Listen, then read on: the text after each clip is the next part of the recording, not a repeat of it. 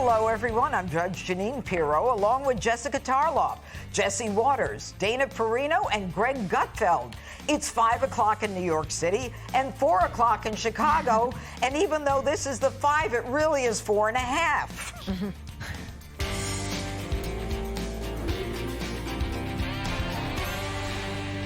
Some ugly backstabbing drama playing out at the DNC as former President Barack Obama and First Lady Michelle Obama took the stage in what turned out to be a Trump bash fest.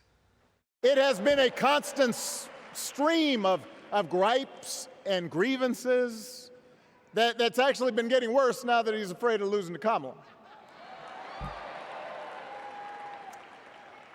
There's the childish nicknames, the crazy conspiracy theories, this weird obsession with crowd sizes. Who's going to tell him that the job he's currently seeking might just be one of those black jobs?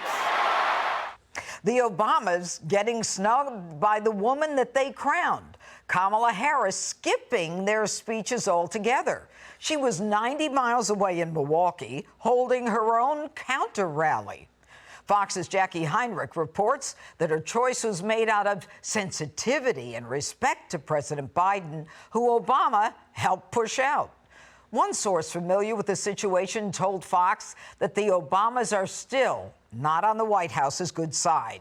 But Barack did his best to kiss up to the big guy. Joe and I come from different backgrounds, but we became brothers. History will remember Joe Biden as an outstanding president. I am proud to call him my president, but I am even prouder to call him my friend. But Michelle Obama just couldn't help herself. She opened her speech with a brutal jab at the Biden era. Something wonderfully magical is in the air, isn't it? We love a familiar feeling that's been buried too deep for far too long. All right, Jesse, I'll start with you. I mean, how do you navigate the rocky terrain between Biden and Obama, clearly evidenced by the fact that Kamala Harris was 90 miles away and that, you know, Biden was the first one out at the convention and then exiled to California, and she wasn't even there for the Obamas? You just keep everybody apart. That's what it looks like. If you put them all in the room together and lock the door, only one person comes out, and it's probably Michelle. My mother texted me after the speeches last night, and she said, "Are you a Democrat yet?" This is what I'm dealing with. The Obamas can fool a lot of people, but they can't fool me. Yes, it was a persuasive speech. Yes, it was very powerful. Of course, it was well crafted. But in order to buy what they're selling, you have to be completely oblivious to political reality. My grandmother, Judge Janine, used to tell me, beware of those who use their virtue as a cudgel. And this is what the Obamas do. They say decency, dignity, charity, generosity. They have a monopoly on that. And if you would disagree with them, then you're just an evil ghoul.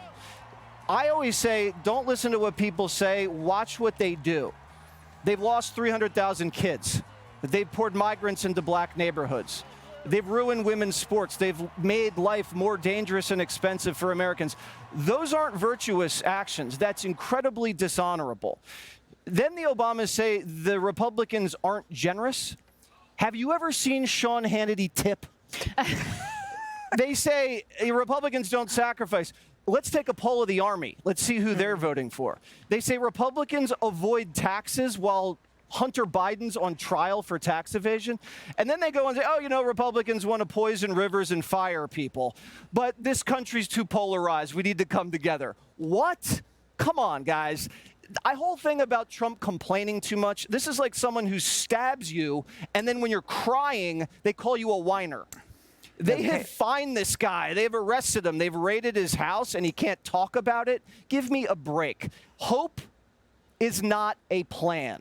And we still have never heard a plan. And Jessica, you know, I think that most people would agree that Michelle Obama gave a great speech, but she acted as if the last 3.5 years weren't about hope and change. That's a Biden administration. Or that the last 12 of the 16 years weren't about the Democrats. Well, I think that she was definitely focused on giving Kamala the biggest boost she possibly could. She knows how popular she is. She knows what an incredible and persuasive speaker she is, and she wanted to shine a light on Kamala, giving the most personal account of her backstory, drawing the parallels between their experiences as smart women, lawyers, highly accomplished, and also black. I thought that that was one of her best lines, where she said that Donald Trump just couldn't stand that her and Barack, people who had achieved so much, were raising to the highest heights, who happened to be black. And then she went on to obviously make the black job jab. I don't think that anyone who is trying to pick apart these speeches is going to be taken seriously. No offense, Jesse. You're looking right at me. I'm not. I'm actually looking in the camera. I can feel the heat from the side here, but those were compelling, well-delivered speeches that were exactly what Kamala needed. And people complaining about the tone or the tenor of it obviously didn't watch the RNC, which was all about demonizing Joe Biden, and have forgotten, I guess, that Donald Trump was an OG birther. Barack Obama and Michelle Obama need never be kind about that man for saying what he did about them. I also wanted to say, just as a general emphasis on loving marriages and holding women up, from daughters to mothers to grandmothers, was such a compelling theme of this. I think Doug Emhoff, you know, hey, it's Doug, it's 8:30 in the morning, why am I calling you now? The whole thing about their love story was something that people can really connect to, and they're going hard for that female vote. They know 53% of white women have voted for Donald Trump in 2016, got enough back in 2020 for Biden to win, and we need to keep holding on to that, to the emphasis on keeping women up in the spotlight and honoring them. You know, Greg, Barack Obama made a big thing about the fact that Donald Trump is a whiner, and he even talked about since he came down the escalator. I mean, you know, the guy he was impeached, he was indicted, he was convicted, they tried to kill him. I mean, he's a Russian asset. And Obama's whining about one thing, and that's his birth certificate. And he hasn't stopped since 2011 on that. The Barack Obama going after Trump, and actually I thought it was a fairly innocuous number of things about nicknames and about crowd sizes, because that's all he had. There was no Trump policy. There was no Trump economy. He couldn't point his finger at anything because the last 4 years have been a disaster under the Democrats. So if you're going to run again on the metaphorical or allegorical mean tweet strategy, have at it, because everybody's used to Trump now. They're used to the nicknames. If the best thing Michelle said last night, according to Jessica, was that Trump didn't like them because they were black, maybe you should rethink the party you belong to if you're going to keep race baiting and accusing people of being racist. I think America is tired of that. There are a lot of other things you could go for other than calling people racist. And also, that relies on mind reading, which no Democrat is capable of because they can't even read their own mind. Having said that, this is their time. It's not for us.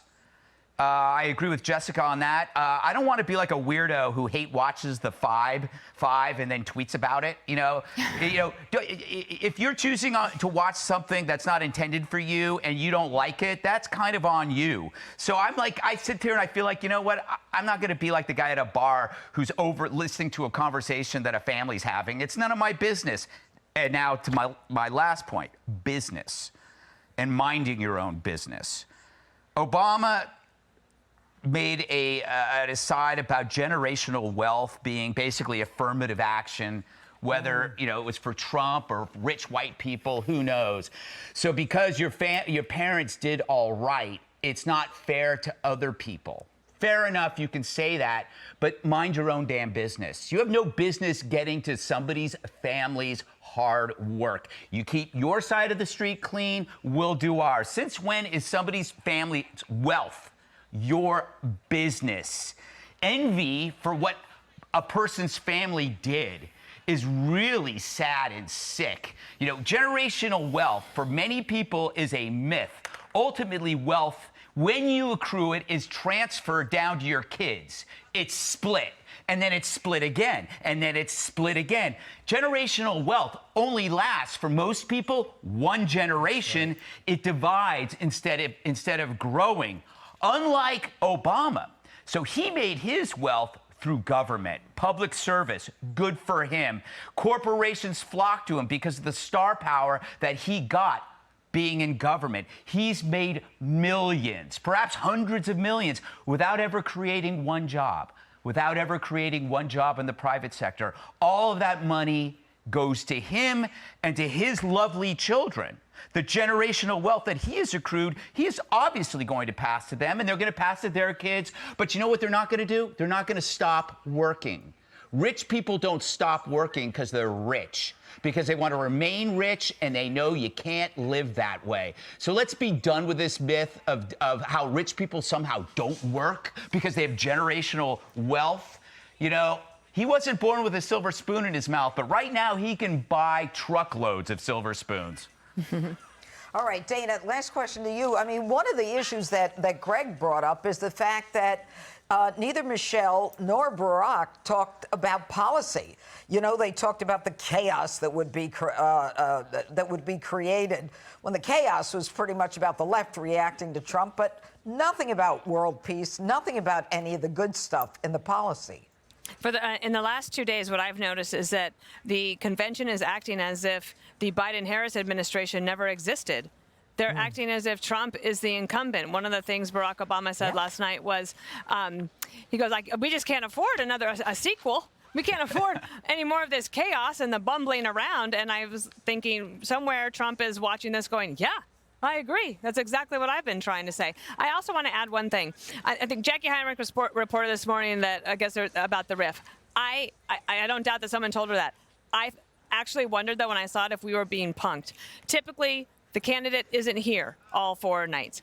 Also, what Kamala Harris did last night, she went to a swing state. They filled another arena, the same one that President Trump was in, and we all were in a month ago. And the thing that's quite incredible is that why would they do that? Well, one of the reasons is because David Plouffe, who's now running this campaign, and he had run the Obama campaigns, he knows exactly how to get new voters' phone numbers and their names, and I bet that all of them were contacted today to said, will you vote? Can we count on you to vote? Can you give us $20? They just raised $500 million in the last month, and 62% of the people that donated are people who never even gave a dime to Joe Biden. So I think that was also partly the strategic reason to have her there in a swing state trying to get more press. All right. Click here to subscribe to the Fox News YouTube page to catch our hottest interviews and most compelling analysis. You won't get it anywhere else.